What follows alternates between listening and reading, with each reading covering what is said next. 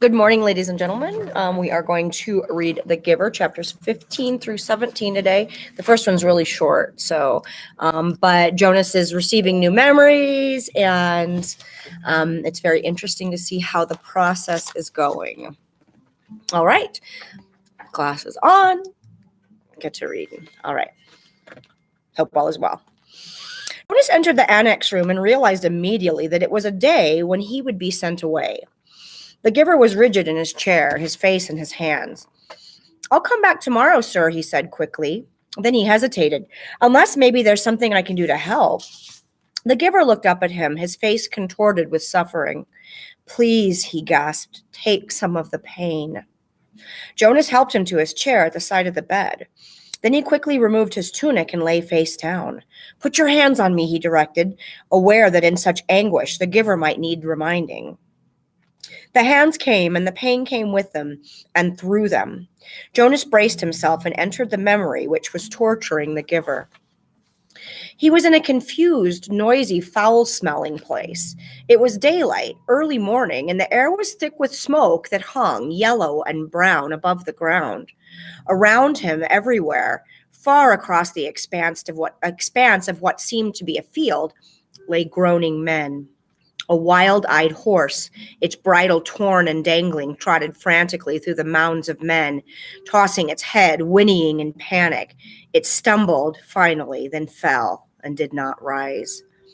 Jonas heard a voice next to him. "Water," the voice said in a parched, croaking whisper. He turned his head toward the voice and looked into the half-closed eyes of a boy who seemed not much older than himself. Dirt streaked the boy's face and his matted blonde hair. He lay sprawled, his gray uniform glistening with wet, fresh blood. The colors of the carnage were grotesquely bright, the crimson wetness on the rough and dusty fabric, the ripped shreds of grass, startling green in the boy's yellow hair. The boy stared at him. "Water," he begged again. When he spoke, a new spurt of blood drenched the coarse cloth across his chest and sleeve. One of Jonas's arms was immobilized with pain, and he could see through his own torn sleeve something that looked like ragged flesh and splintery bone. He tried his remaining arm and felt it move. Slowly, he reached to his side, felt the metal container there, and removed its cap, stopping the small motion of his hand now and then to wait for the surging pain to ease. Finally, when the container was open, he extended his arm slowly across the blood-soaked earth, inch by inch, and held it to the lips of the boy. Water trickled into the imploring mouth and down the grimy chin. The boy sighed. His head fell back, his lower jaw dropping as if he had been surprised by something. A dull blankness slid slowly across his eyes. He was silent. But the noise continued all around, the cries of the wounded men, the cries begging for water and for mother and for death. Horses lying on the ground shrieked, raised their heads, and stabbed randomly toward the sky with their hooves. From the distance, Jonas could hear the thunder of cannons. Overwhelmed by pain, he lay there in the fearsome stench for hours, listened to the men and animals die, and learned what warfare meant. Finally, when he knew that he could bear it no longer and would welcome death himself, he opened his eyes and was once again on the bed. The giver looked away, as if he could not bear to see what he had done to Jonas.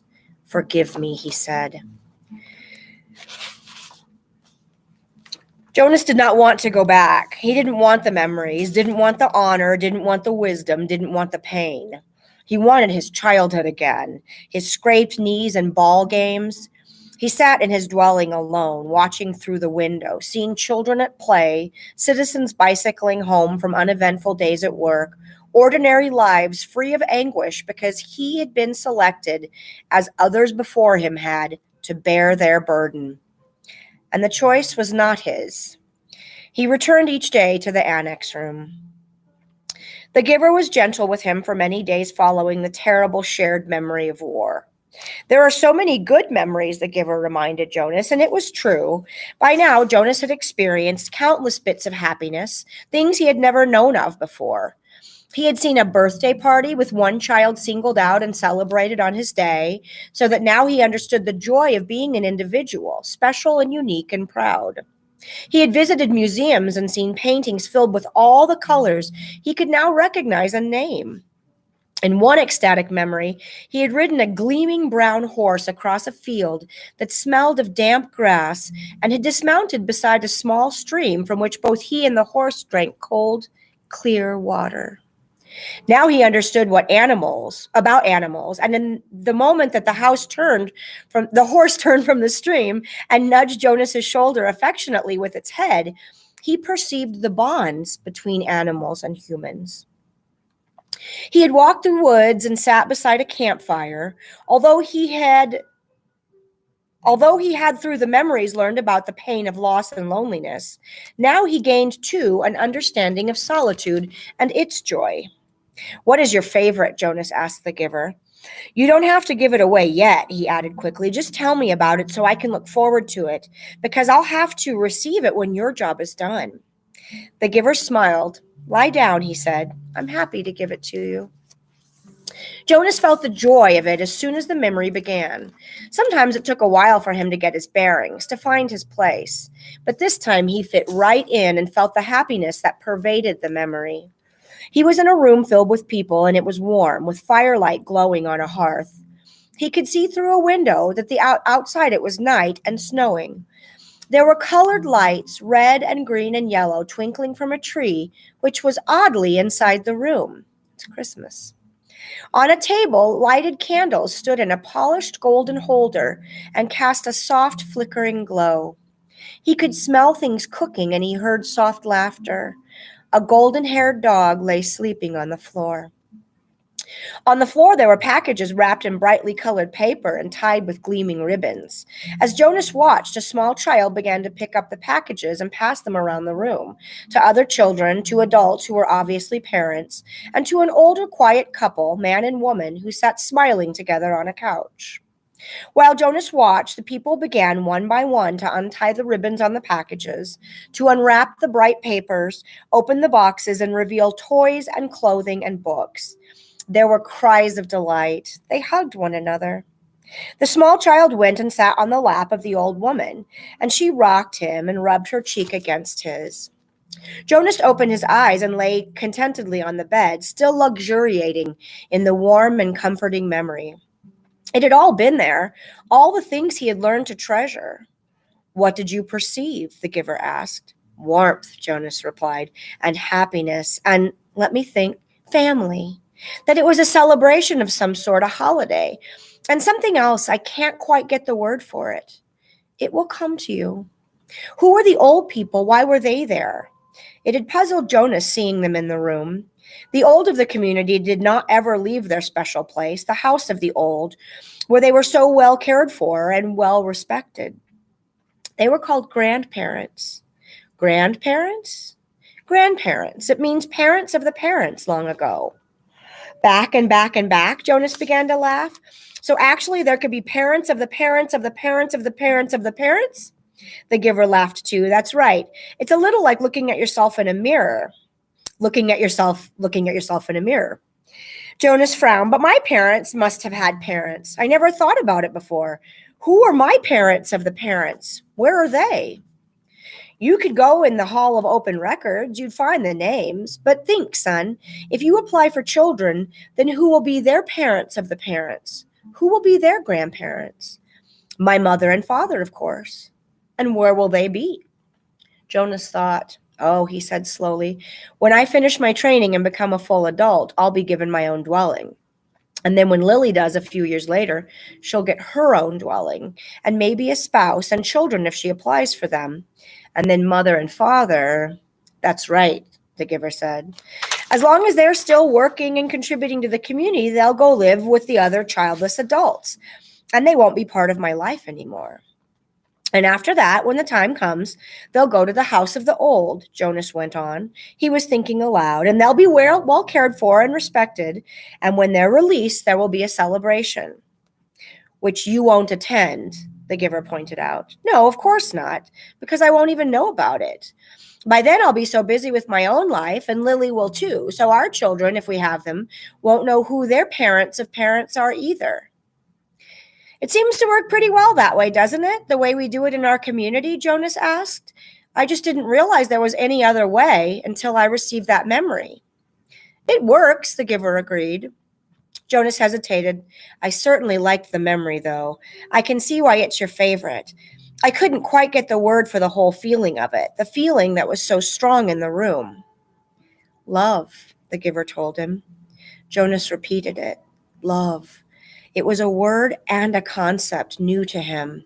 Can you imagine? They were both silent for a minute. Then Jonas said, Giver? Yes. I feel very foolish saying this. Very, very foolish. No need. Nothing is foolish here. Trust the memories and how they make you feel. Well, Jonas said, looking at the floor, I know you don't have the memory anymore because you gave it to me, so maybe you won't understand this. I will. I'm left with a vague wisp of that one, and I have many other memories of families and holidays and happiness, of love. Jonas blurted out what he was feeling. I was thinking that, well, I can see that it wasn't a very practical way to live, with the old right there in the same place, where maybe they wouldn't be well taken care of the way they are now, and that we have a better arranged way of doing things. But anyway, I was feeling, actually, that it was kind of nice then, and that I wish we could be that way, and that you could be my grandparent. The family and the memory seemed a little more... He faltered, not able to find the word he wanted. A little more complete, the giver suggested. Jonas nodded. I liked the feeling of love, he confessed. He glanced nervously at the speaker on the wall, reassuring him that no one was listening. I wish we still had that, he whispered. Of course, he added quickly, I do understand that it wouldn't work very well, and that it's much better to be organized the way we are now. I can see that it was a dangerous way to live. What do you mean? Jonas hesitated. He wasn't certain, really, what he had meant. He could feel that there was risk involved, though he wasn't sure how. Well, he said finally, grasping for an explanation, they had fire right there in that room. There was a fire burning in the fireplace, and there were candles on a table. I can certainly see why those things were outlawed. Still, he said slowly, almost to himself, I did like the light they made, and the warmth. Father, Mother, Jonas asked tentatively after the evening meal, I have a question I want to ask you. What is it, Jonas? His father asked. He made himself say the words, though he felt flushed with embarrassment. He had rehearsed them in his mind all the way home from the annex. Do you love me? There was an awkward silence for a moment. Then Father gave a little chuckle. Jonas, you of all people, precision of language, please. What do you mean? Jonas asked. Amusement was not at all what he anticipated. Your father meant that you used a very generalized word, so meaningless that it became almost obsolete, his mother explained carefully. Jonas stared at them. Meaningless? He had never before felt anything as meaningful as the memory. And of course, our community can't function smoothly if people don't use precise language. You could ask, do you enjoy me? The answer is yes, his mother said. Or, his father suggested, do you take pride in my accomplishments? And the answer is wholeheartedly yes. Do you understand why it's inappropriate to use a word like love? Mother asked. Jonas nodded. Yes, thank you. I do, he replied slowly. It was his first lie to his parents. Gabriel, Jonas whispered that night to the new child. The crib was in his room again. After Gabe had slept soundly in Jonas's room for 4 nights, his parents had pronounced the experiment a success and Jonas a hero. Gabriel was growing rapidly now, crawling and giggling across the room and pulling himself up to stand. He could be upgraded in the nurturing center. Father said happily, now that he slept, he could officially be named and given to his family in December, which was only 2 months away. But when he was taken away, he stopped sleeping again and cried in the night. So he was back in Jonas's sleeping room. They would give it a little more time, they decided. Since Gabe seemed to like it in Jonas's room, he would sleep there at night a little longer until the habit of sound sleep was fully formed. The nurturers were very optimistic about Gabriel's future. There was no answer to Jonas's whisper. Gabriel was sound asleep. Things could change, Gabe, Jonas went on. Things could be different. I don't know how, but there must be some way for things to be different. There could be colors. And grandparents, he added, staring through the dimness toward the ceiling of the sleeping room. And everybody would have memories. You know about memories, he whispered, turning toward the crib. Gabriel's breathing was deep and even. Jonas liked having him there, though he felt guilty about the secret. Each night, he gave memories to Gabriel, memories of boat rides and picnics in the sun, memories of soft rainfall against window panes, memories of dancing barefoot on a damp lawn. Gabe?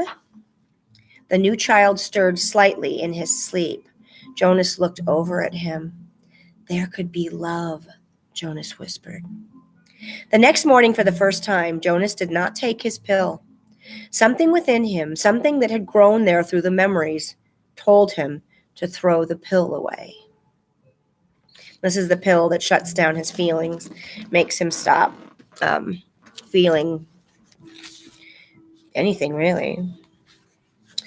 Last chapter for this reading. Today is declared an unscheduled holiday. Jonas, his parents, and Lily all turned in surprise and looked at the wall speaker from which the announcement had come.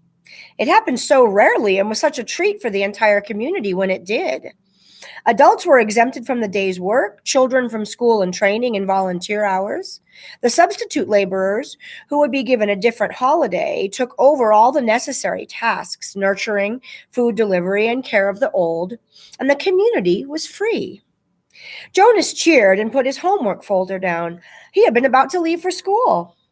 School was less important to him now, and before much more time passed, his formal schooling would end. But still, for 12s, though they had begun their adult training, there were endless lists of rules to be memorized and the newest technology to be mastered. He wished his parents, sister, and Gabe a happy day and rode down the bicycle path looking for Asher. He had not taken the pills now for 4 weeks. The stirrings had returned, and he felt a little guilty and embarrassed about the pleasurable dreams that came to him as he slept. But he knew he couldn't go back to the world of no feelings that he had lived in for so long. And his new heightened feelings permeated a greater realm than simply his sleep. Though he knew that his failure to take the pills accounted for some of it, he thought that the feelings also came from the memories. Now he could see all of the colors, and he could keep them too, so that the trees and grass and bushes stayed green in his vision. Gabriel's rosy cheeks stayed pink even when he slept, and apples were always, always red. Now, through the memories, he had seen oceans and mountain lakes and streams that gurgled through the woods. And now he saw the familiar wide river beside the path differently. He saw all of the light and color and history it contained and carried in its slow-moving water. And he knew that there was an elsewhere from which it came and an elsewhere to which it was going. On this unexpected casual holiday, he felt happy, as he always had on holidays, but with a deeper happiness than ever before. Thinking, as he always did, about precision of language, Jonas realized that it has a new depth of feeling that he was experiencing. Somehow, they were not at all the same as the feelings that every evening in every dwelling, every citizen analyzed with endless talk. I felt angry because someone broke the play area rules, Lily had said once, making a fist with her small hand to indicate her fury. Her family, Jonas among them, had talked about the possible reasons for rule breaking and the need for understanding and patience until Lily's fist had relaxed and her anger was gone. But Lily had not felt anger, Jonas realized now. Shallow impatience and exasperation, that was what Lily had felt. He knew that with certainty because now he knew what anger was.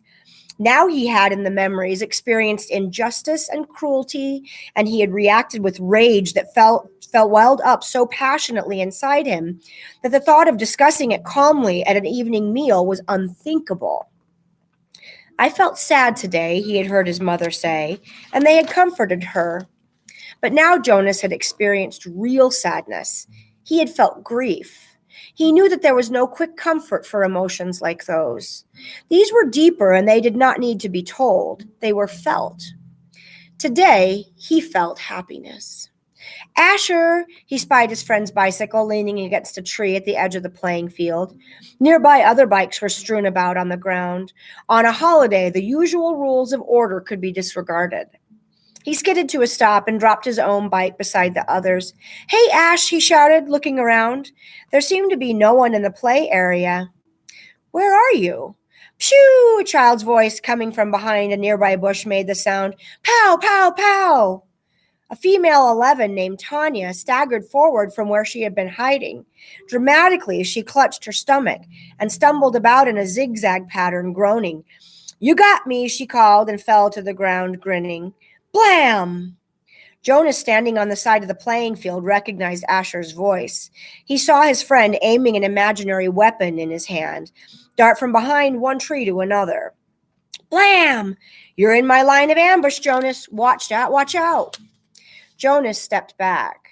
He moved behind Asher's bike and knelt so that he was out of sight.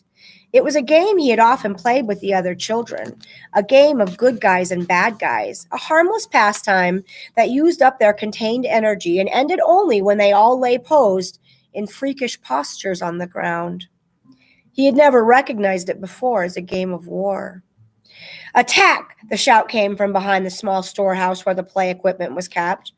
3 children dashed forward, their imaginary weapons in firing position. From the opposite side of the field came an opposing shout, "Counterattack!" From their hiding places, a horde of children, Jonas recognized Fiona in the group, emerged, running in a crouch position, firing across the field.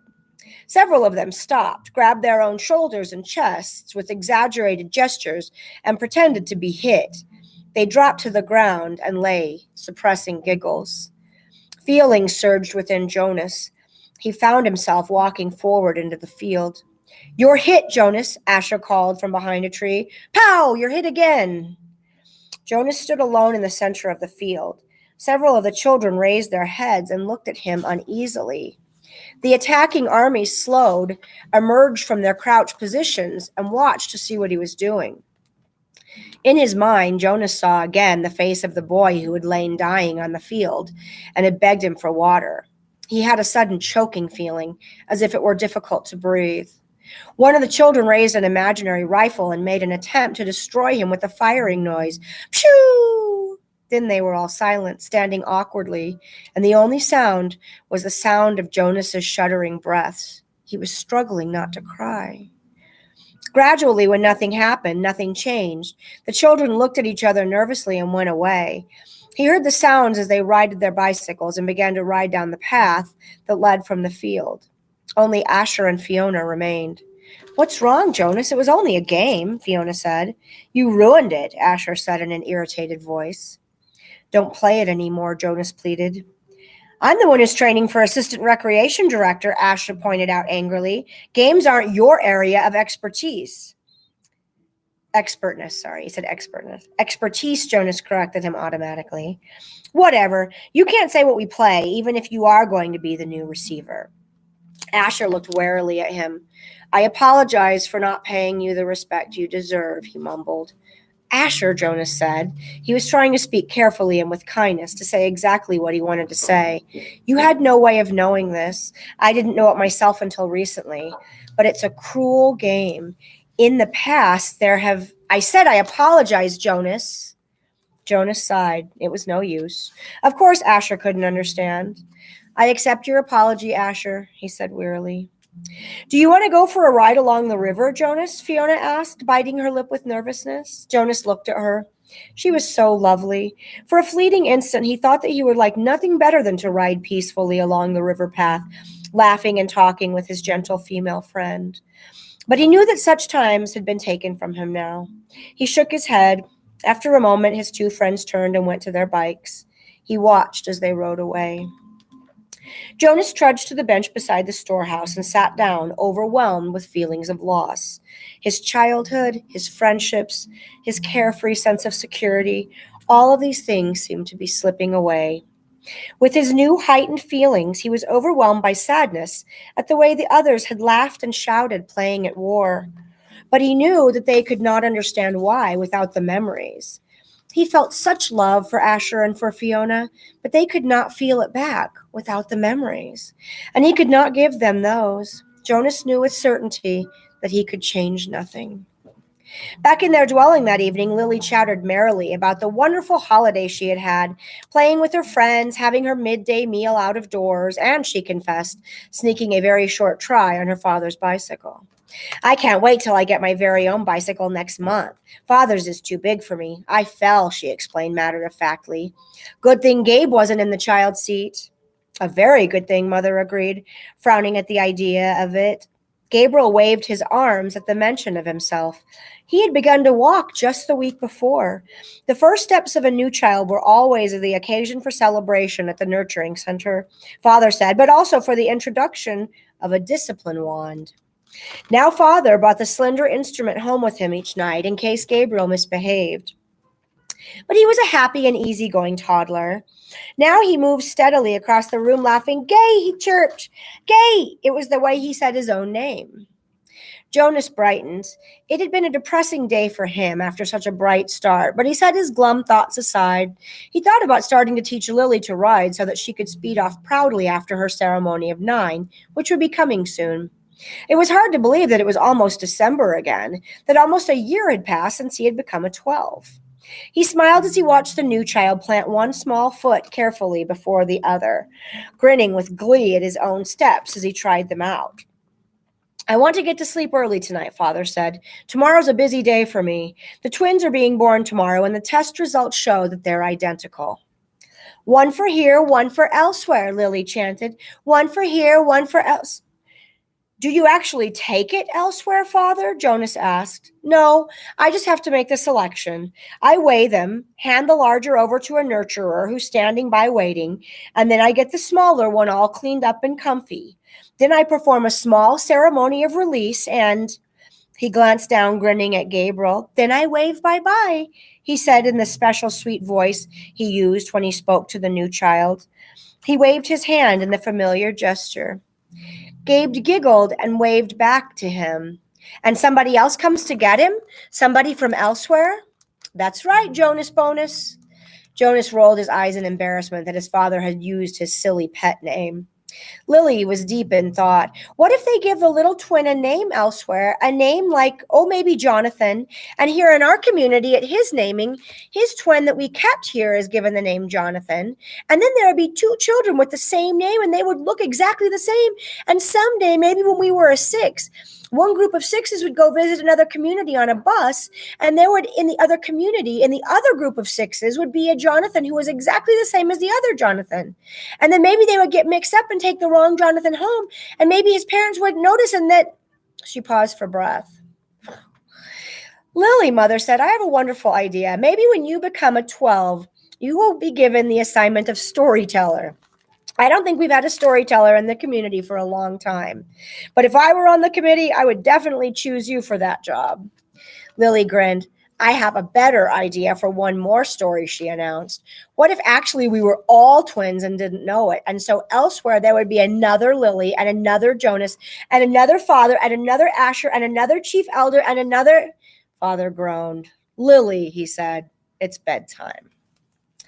Okay, so tomorrow is the next reading is when we really get into some stuff that's very, very sensitive, but very interesting, and it's what the whole plot has been geared towards. So I hope all is well. Take care. Thank you for sharing your time with me.